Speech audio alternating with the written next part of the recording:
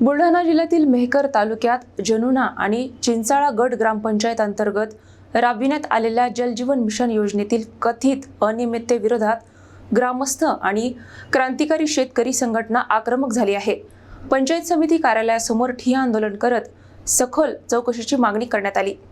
मेहकर तालुक्यातील जनुना आणि चिंचाळा गट ग्रामपंचायत अंतर्गत राबविण्यात आलेल्या जल जीवन मिशन तसेच ग्रामीण पाणी पुरवठा योजनेतील कथित अनियमितता, दूषित पाणी पुरवठा, अपूर्ण कामे आणि वितरण व्यवस्थेतील भेदभावाच्या निषेधार्थ क्रांतिकारी शेतकरी संघटनेच्या वतीने पंचायत समिती मेहकर कार्यालयासमोर ठिय्या आंदोलन करण्यात आले।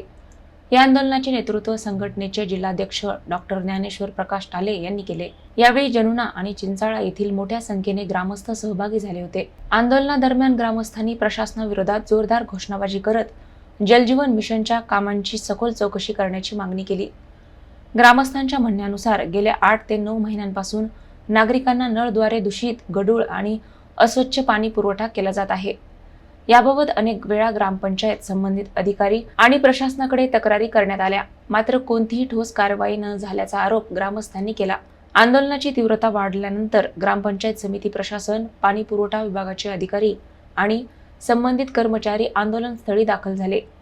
ग्रामस्थांच्या तक्रारींची गंभीर दखल घेत अधिकाऱ्यांनी तात्काळ जनुना आणि चिंचाळा गावात जाऊन प्रत्यक्ष पाहणी केली, तसेच पिण्याच्या पाण्याचे नमुने तपासणीसाठी पाठविले।